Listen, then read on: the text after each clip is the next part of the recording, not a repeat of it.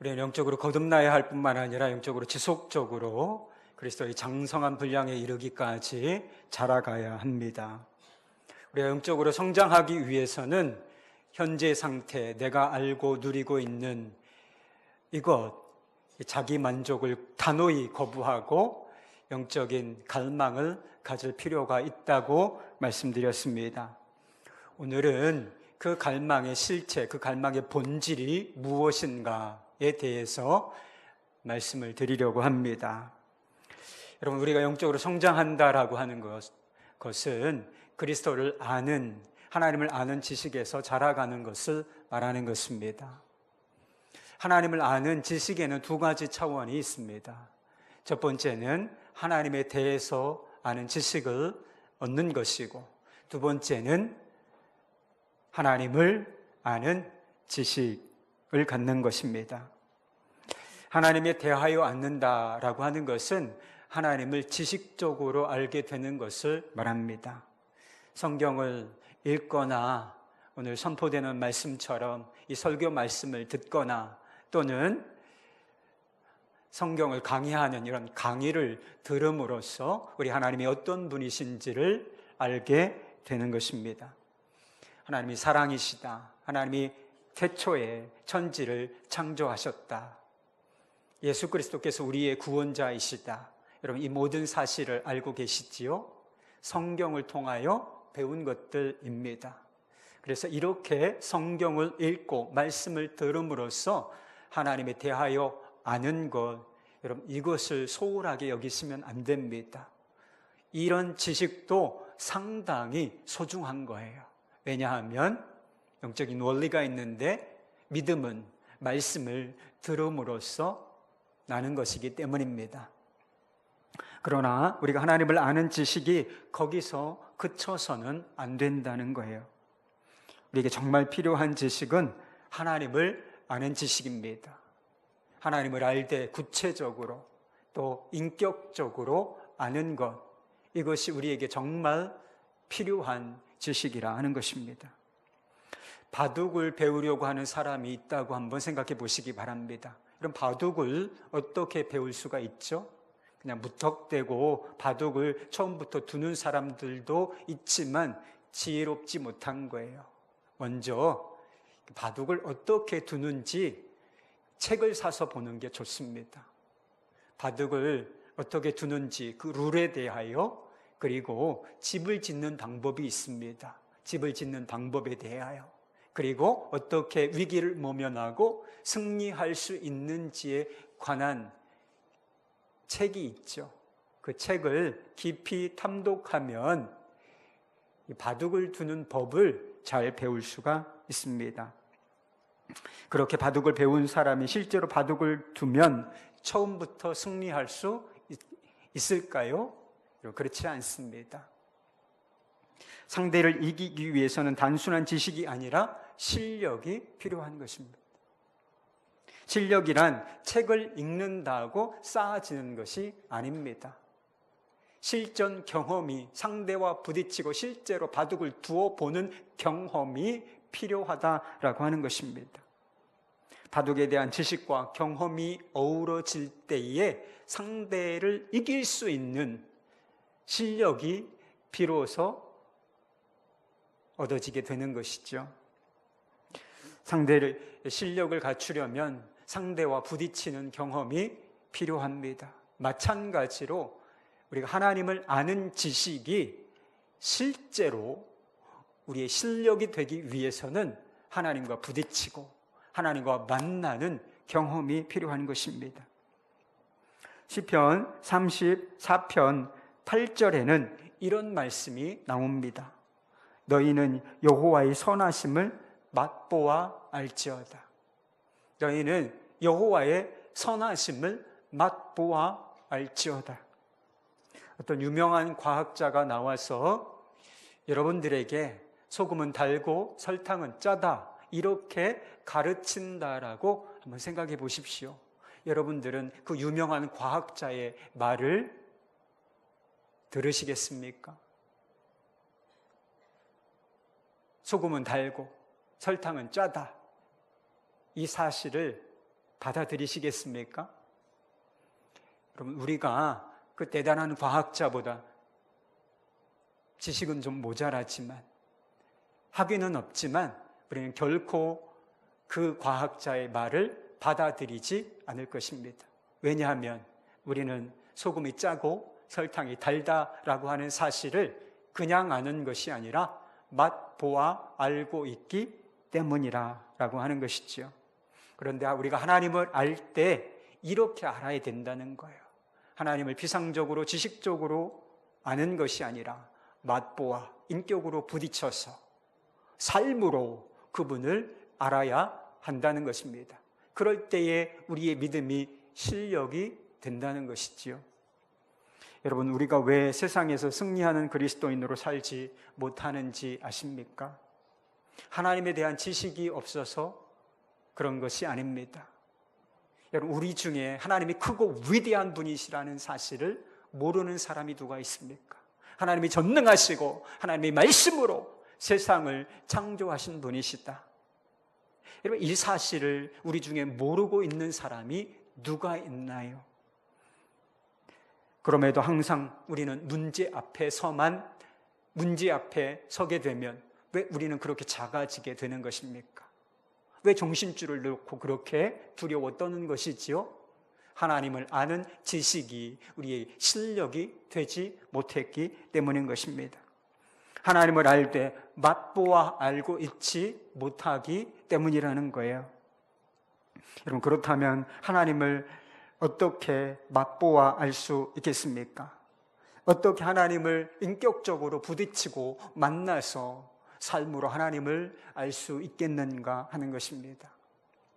하나님을 아는 이 진정한 지식에 이르는 한 가지 중요한 영적인 원리가 있습니다. 그것은 우리 마음속에 하나님을 향한 갈망, 그 갈망을 품는 것입니다. 여러분, 사람은 그저 육체를 물질적인 존재일 뿐만 아니라, 육체를 가진 존재일 뿐만 아니라 마음을 가진 존재예요. 사람의 마음이 얼마나 큽니까? 사람의 마음이 얼마나 깊어요.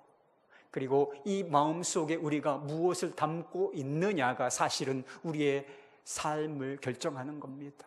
우리가 어떤 행동을 할 것인가, 우리가 어떤 삶을 살 것인가, 그 수준과 질을 결정하는 것이 바로 이 마음인 것이지요. 여러분, 우리의 신앙적인 행위와 또 그 행위의 질을 결정하는 것도 사실은 마음입니다. 우리의 마음에 무엇을 담고 있느냐, 그것이 우리 신앙적인 행위의 질을 결정한다는 것입니다. 우리가 하나님 앞에서 어떤 예배를 드릴 것인가, 우리가 하나님 앞에서 어떤 기도를 드릴 것인가, 우리가 하나님 앞에서 어떤 순종과 어떤 헌신을 드릴 것인가, 여러분, 이것을 좌우하고 결정하는 게 무엇인가? 바로 우리 마음에 하나님을 향한 갈망, 그것이 있는가, 그 갈망이 얼마나 깊은가에 달려 있다는 것입니다. 여러분, 오늘 본문 말씀 4절을 보십시오. 내가 전에 성의를 지키는 무리와 동행하여 기쁨과 감사의 소리를 내며 그들을 하나님의 집으로 인도하였더니 이제 이 일을 기억하고 내 마음이 상하는도다. 여러분, 이게 무엇을 표현하고 있는 것인가? 예배에 대한 갈망을 표현하고 있는 것입니다. 예전에 예배 인도자로서 감격적인 예배를 성도들과 함께 성소에서 드리던 그것을 기억하고 지금은 그 예배를 드릴 수 없는 현실을 탄식하며 그 예배를 갈망하고 사모하는 그 마음을 표현한 것이죠. 나도 다시 한번 이 감격적인 예배, 살아 움직이는 이 예배를 하나님께 드리고 싶다. 이런 마음이 절절하게 녹아있는 그런 표현인 것입니다.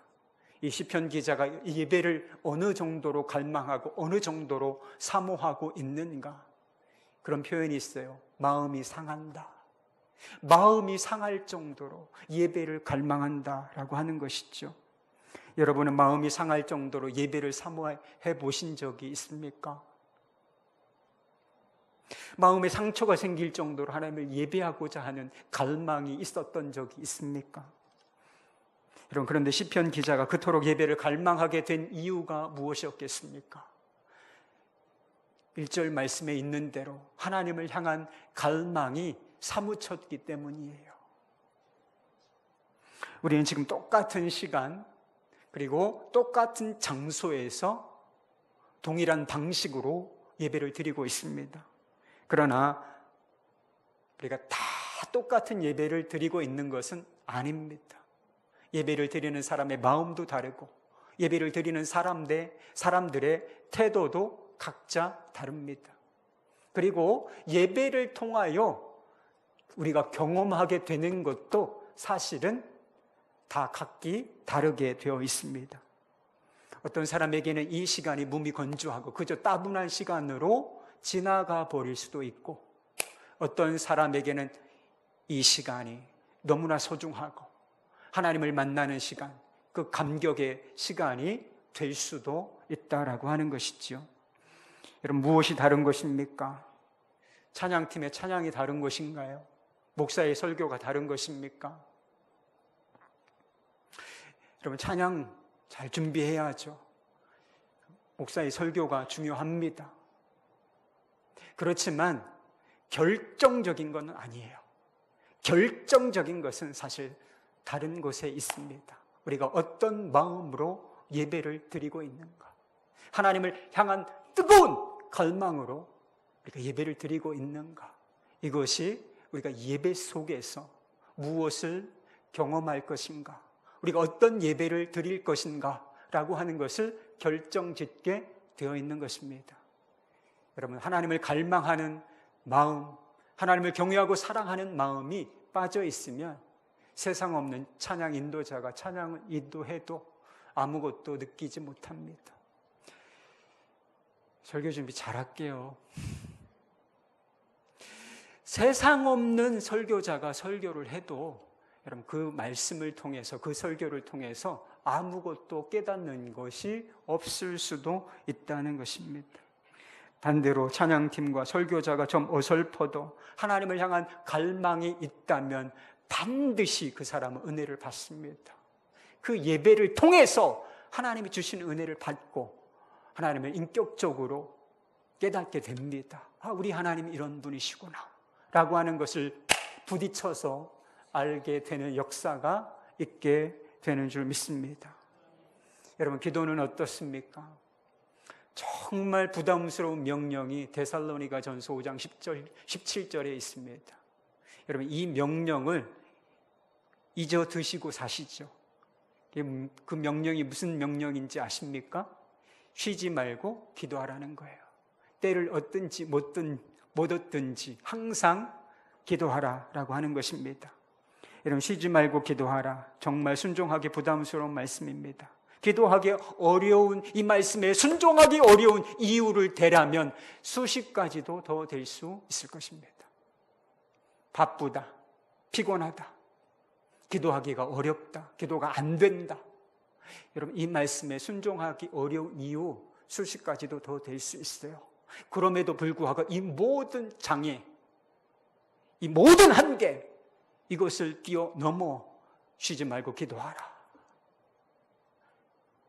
이 하나님의 말씀에 순종할 수 있는 사람, 한 종류의 사람이 있어요. 하나님을 향한 깊은 갈망을 가진 사람인 것입니다. 여러분, 본문 말씀은 시편 기자의 기도예요. 여러분, 이 시편이 42편 처음 대하는 말씀 결코 아니죠. 그런데 이 시편 42편을 읽으면서 어떤 느낌이 드십니까? 저는 시편 기자의 기도가 살아 움직이고 있다는 느낌을 받습니다. 제가 하나님이라도 이런 기도를 어떤 성도로부터, 자기 백성으로부터 듣는다면 감동을 받을 것 같습니다. 주님, 제게 응답해 주십시오. 제게 응답해 주십시오. 이런 요청을 받지 않는다 할지라도 이 기도에는 응답해 주고 싶은 마음이 들 것 같습니다. 시편 기자의 기도를 이렇게 강력하고 이렇게 살아있고 이렇게 보화와 같이 만든 그 이유가 어디 있겠습니까? 하나님을 향한 갈망이에요. 시편 기자의 기도라고 하는 이 그릇에 하나님을 향한 갈망이 부어져 있기 때문에 이 기도가 그렇게 강력하고 이 기도가 살아있다라고 하는 느낌을 받게 되는 것입니다. 많은 사람들이 기도는 하기는 하지만 기도를 통하여 하나님을 아는 데까지 나아가지 못합니다. 메마른 기도 생활을 하고 있는 사람이 얼마나 많은지 모릅니다. 그저 몇 가지 기도 제목을 하나님께 기도하다가 이내 기도를 끝내고 말아버리게 되는 것. 여러분, 이것이 우리의 이야기가 아닙니까? 하나님께서 내 기도에 응답해 주시지 않는다. 이렇게 내 기도에 관심이 없는 것 같아. 이렇게 치부해버리고 마음을 쏟지 못하고 그냥 기도를 끝내버리는 경우가 얼마나 많은가 하는 것입니다.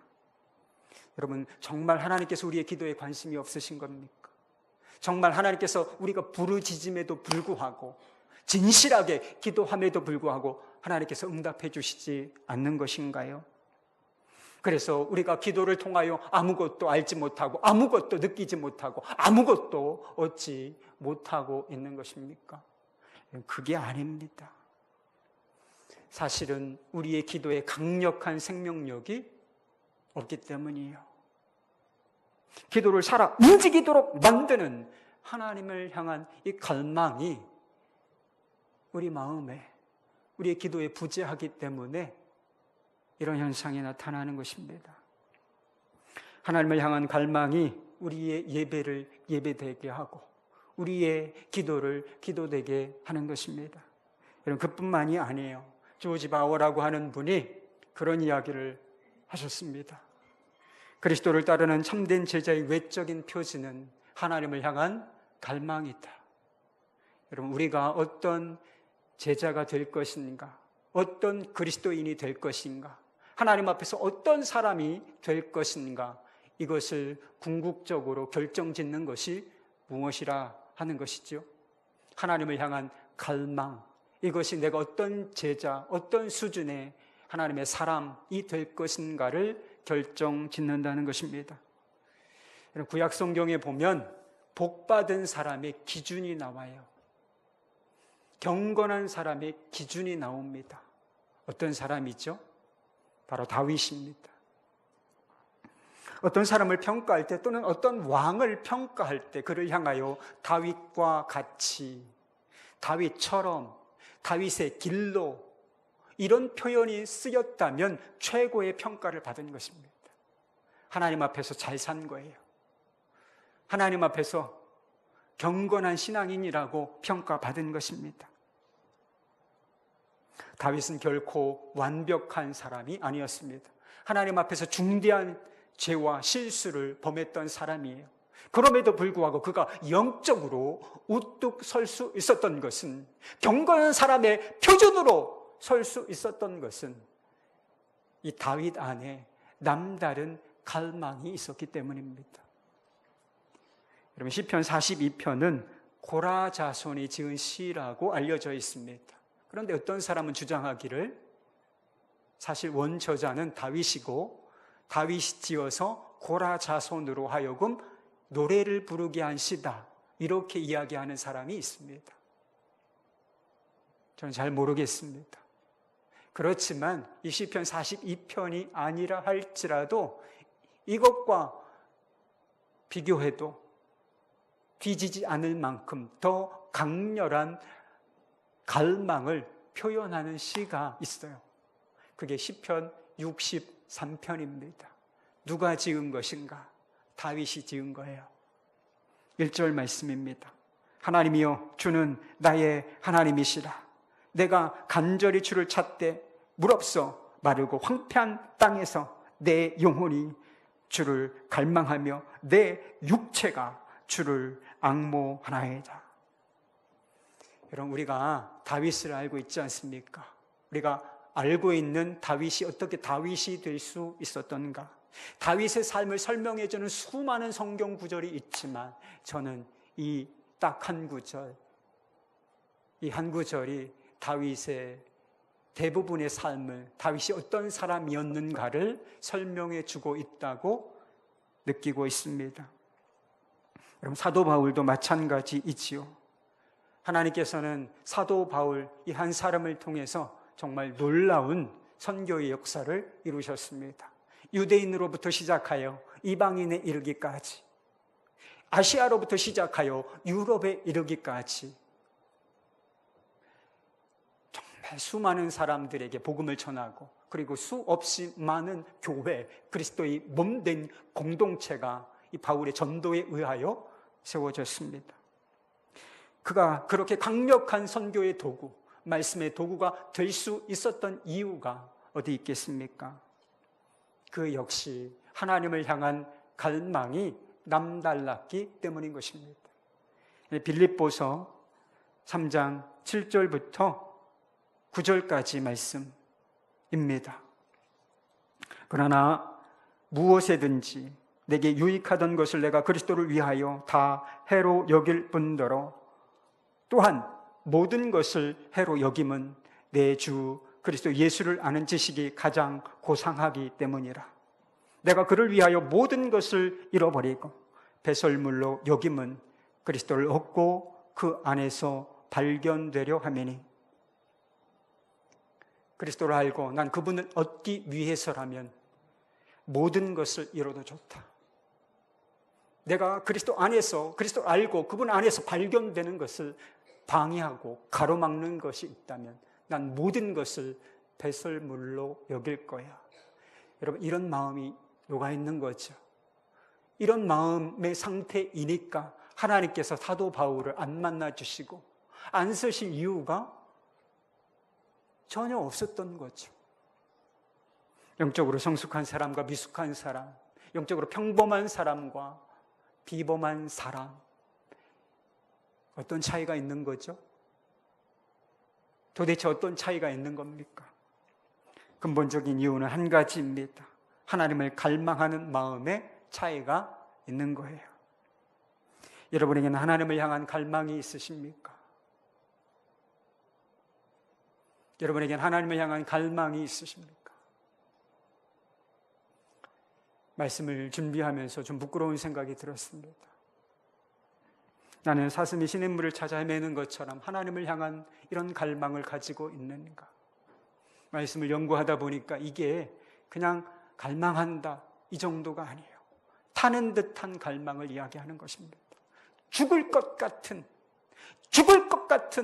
갈망을 표현할 때 사슴이 시냇물을 찾아 헤매는 것처럼 내가 하나님을 갈망합니다. 이런 표현이었어요. 저에게도 하나님을 향한 갈망이 없는 건 아니었습니다. 그렇지만 이 기준, 이 정도, 내가 하나님을 갈망하고 있는가? 아니었습니다. 그 기준으로 따지면 제 안에 있는 갈망은 현저히 얕은 갈망이다 라고 말할 수밖에 없었어요. 그런 거듭난 그리스도인이라면 누구나 마음속에 하나님을 향한 갈망이 존재하기 마련입니다. 그런데 왜 우리의 갈망의 깊이는 그렇게 얕은 것입니까? 갈망이 있는지 없는지조차 모르는 상태에서 살아가고 있는 거죠. 우리 마음에 하나님을 향한 갈망을 억누르는 또 다른 형태의 갈망이 강력하게 존재하고 있기 때문이에요. 바로 세상과 세상에 있는 것들을 향한 갈망인 것이죠. 사도 요한은 그가 쓴 서신에서 한 가지 중요한 영적 원리를 우리 그리스도인들에게 제시해 준 적이 있습니다. 요한일서 2장 15절 말씀입니다. 이 세상이나 세상에 있는 것들을 사랑하지 말라. 누구든지 세상을 사랑하면 아버지의 사랑이 그 안에 있지 아니하다. 하나님을 향한 갈망과 세상을 향한 갈망이 공존할 수 있는가? 우리 마음속에서 똑같은 강도로, 똑같은 크기로, 그 깊이로 이 두 가지 갈망이 존재할 수 있는가? 어림없는 이야기라는 거예요. 그렇지 않다는 것입니다. 어느 하나를 갈망하고 사랑하게 되면 반드시 그 반대편에 있는 그 갈망이 약화되어지고 결국은 사라지게 되어 있다는 것입니다. 전자제품 중에 진공청소기라고 하는 전자제품이 있죠. 청소기. 이 진공청소기의 생명이 뭔지 아십니까? 흡입력이에요.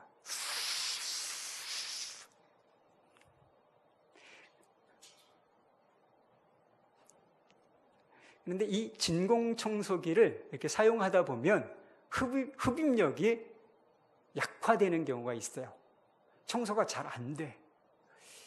왜 진공청소기의 흡입력이 떨어진 것일까요? 옛날엔 먼지 봉투, 요새는 대개는 먼지통에 이 쓰레기들이 가득 차 있기 때문에 흡입력이 떨어진 것입니다.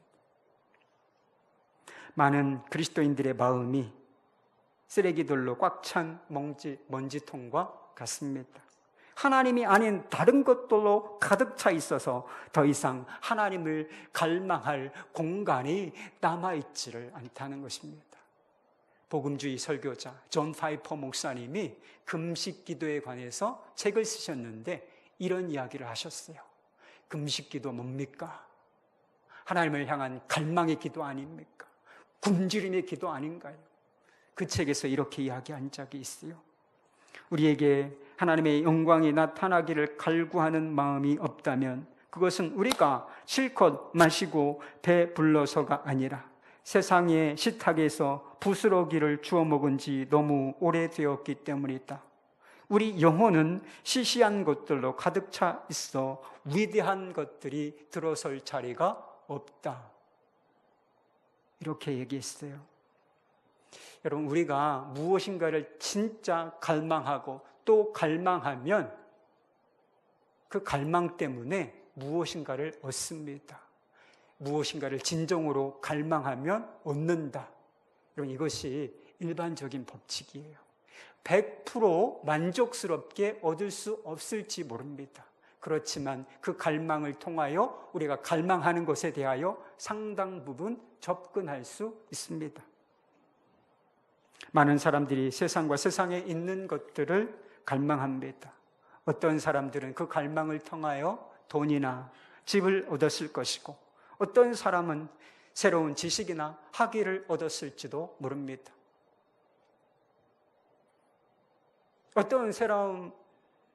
그리고 어떤 사람들은 사람들이 부러워할 만한 지위나 명성을 얻게 되었을지도 모릅니다. 그러나 그 갈망 때문에 가장 중요한 것을 잃어버리고 사는 사람들이 얼마나 많은지 모른다는 것입니다. 그럼 송솔나무라고 하는 분을 연주자를 아시는 분들이 있으실 겁니다.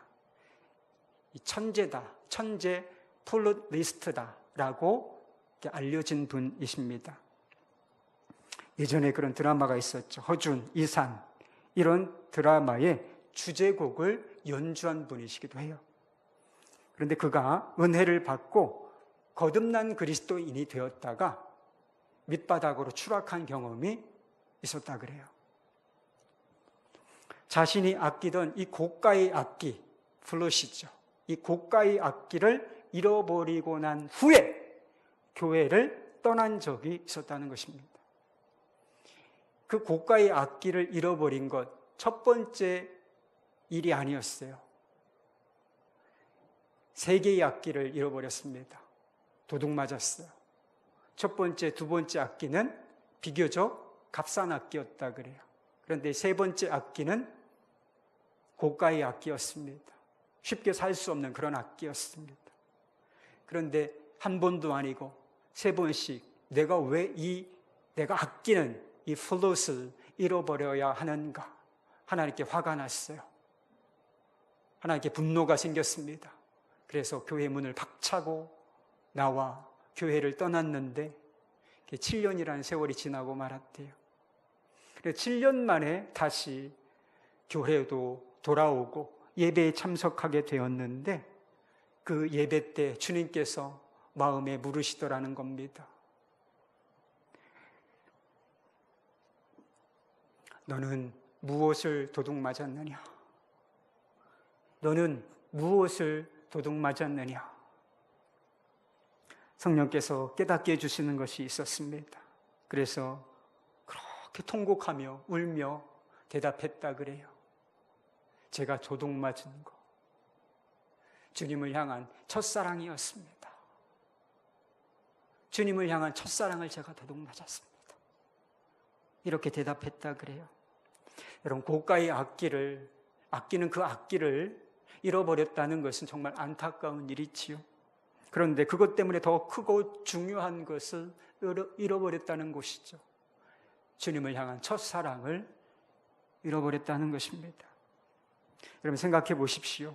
고가의 악기는 도둑맞는 한이 있어도 주님을 향한 사랑은 도둑맞으면 안 되는 것 아닙니까? 그런데 많은 사람들이 어떻게 살고 있는가? 집은 찾고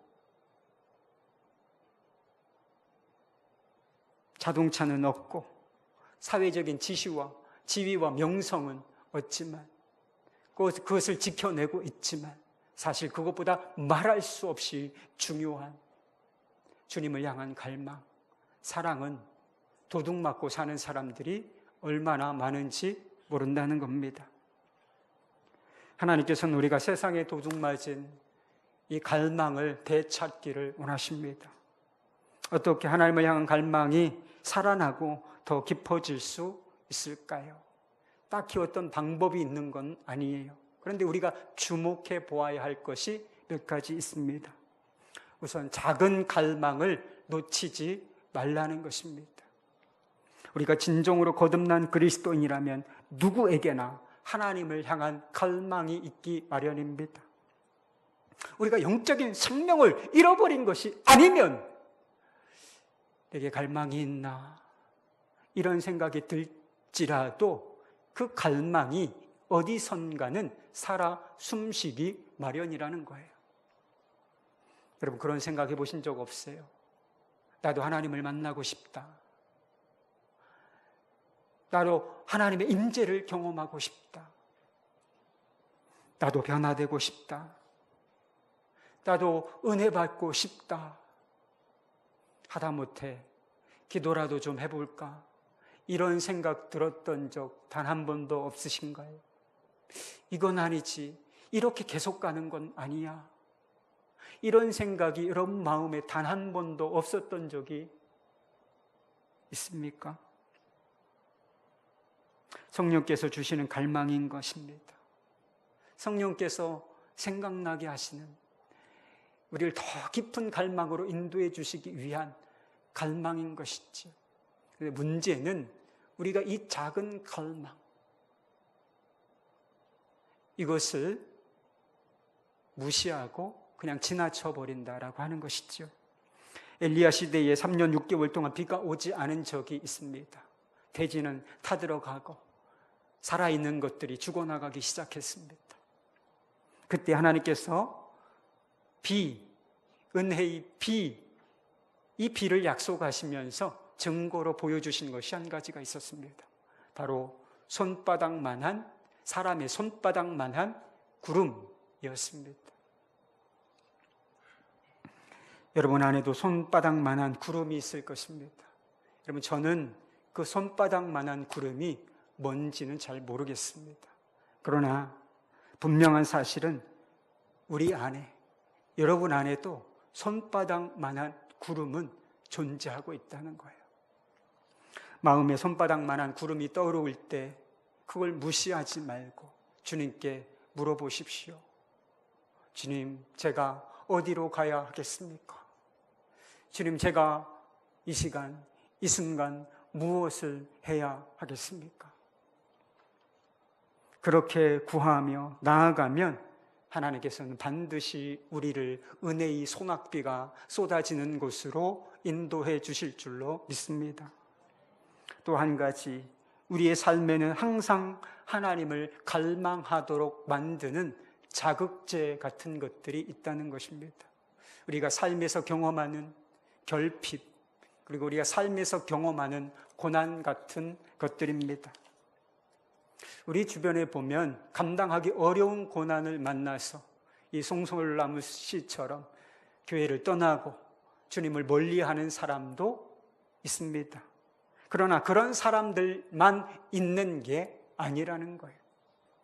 그 고난 때문에 더욱 하나님을 갈망하게 되는 사람이 있습니다. 결국은 그 고난 때문에 하나님을 만나고 하나님과 더 가까워지는 사람들이 있다는 거예요. 여러분, 그것이 고난이 불편한 것이지만, 고통스러운 것이지만 우리에게 가져다 주는 새로운 기회인 것입니다. 정확하게 어떤 상황인지 알 수는 없지만 시편 기자는 심각한 고난 가운데 있었습니다. 그는 사람들로부터 그런 조롱을 받았어요. 내 하나님이 지금 어디 있느냐? 하나님이 너를 도우시는 것 같냐? 하나님이 너와 함께 계셔? 이런 비난과 조롱을 받고 있었습니다. 얼마나 슬퍼, 얼마나 눈물을 많이 흘렸는지 주야로 그것이 자기 음식이 되었다고 고백할 정도였습니다. 그의 마음은 낙심과 불안에 점점 점령당해 가고 있었습니다. 이런 고통스럽고 부정적인 순간에 이 시편 기자가 선택한 것은 방향을 바르게 잡는 것이었습니다. 5절 말씀 보시지요. 내 영혼아, 내가 어찌하여 낙심하며 어찌하여 내 속에서 불안해하는가? 너는 하나님께 소망을 두라. 그가 나타나 도우심으로 말미암아 내가 여전히 찬송하리로다. 그는 지금 자기 자신에게 이야기하고 있는 것입니다. 내 영혼아, 내 영혼아, 내가 어찌하여 낙심하고 불안해하는가? 자신에게 코치하며 자신이 바라보아야 할 방향을 설정해 주고 있는 것이죠. 너는 하나님께 소망을 두라. 너는 하나님께 소망을 두라. 이렇게 방향을 바르게 설정하고 나니까 삶이 메마르면 메마를수록 하나님을 찾고 낙심과 불안이 마음에서 커지면 커질수록 하나님을 향한 기대와 소망이 더욱 커질 수가 있었던 것이지요. 결과적으로 시편 기자는 이 고난 때문에 더욱 하나님과 가까워지고 이 고난 때문에 더욱 하나님을 감격적으로 만날 수가 있었던 것입니다. 여러분, 우리에게도 어렵고 힘든 고난이 찾아옵니다. 우리의 삶에 항상 결핍이라고 하는 문제가 있습니다. 그런 것들 때문에 낙심과 불안이 찾아올 때가 있지요. 어떤 때만 그런 게 아니잖아요, 사실. 항상 우리의 주변에, 우리의 삶의 주변에 이런 것들이 우리를 괴롭히고 있습니다. 우리에게 필요한 것은 시편 기자처럼 방향을 바르게 잡고 있는 것입니다. 우리를 도우시고 우리를 구원하실 수 있는 주님을 바라보는 것입니다. 찬송가 373장 제목이 뭔지 아세요? 고요한 바다로, 고요한 바다로. 이 찬양인데 이 가사 2절에 이런 글귀가 있습니다. 큰 물결 일어나 나 쉬지 못하나 이 풍랑으로 인하여 더 빨리 갑니다. 이 풍랑으로 인하여 나 더 빨리 갑니다. 우리의 삶의 고난과 낙심이라고 하는 풍랑이 일어날 때 여러분, 우리가 인생의 키, 인생의 방향 이것만 분명하게 설정하고 있으면 우리는 그 풍랑으로 인하여 더 빠르게 가게 될 것입니다. 우리는 더 가까운 곳으로 가게 될 것입니다. 어디로? 우리를 사랑하시고 우리를 구원하시는 그 주님께로, 그 주님께로 우리는 더 빠르게 그리고 더 가깝게 나아가게 될 것입니다. 시편 기자는 하나님을 부를 때 하나님 곧 살아계신 하나님이라고 불렀습니다. 여러분, 우리 하나님 살아계십니다. 우리 하나님 살아계십니다. 정작 중요한 것은 하나님께서 우리 마음 가운데, 내 마음 가운데 살아계신가 하는 것입니다. 여러분 마음속에는 하나님 살아계십니까? 우리 마음속에 하나님 살아계시다. 그 증거가 하나님을 갈망하는 마음인 것입니다. 하나님 보시기에 가장 아름다운 것이 있습니다. 그것은 하나님을 갈망하는 성도의 마음인 것입니다. 하나님께서는 그 귀한 마음을 가진 성도들에게 자신을 주시는 좋으신 하나님이신 것을 믿으실 수 있기를 바랍니다.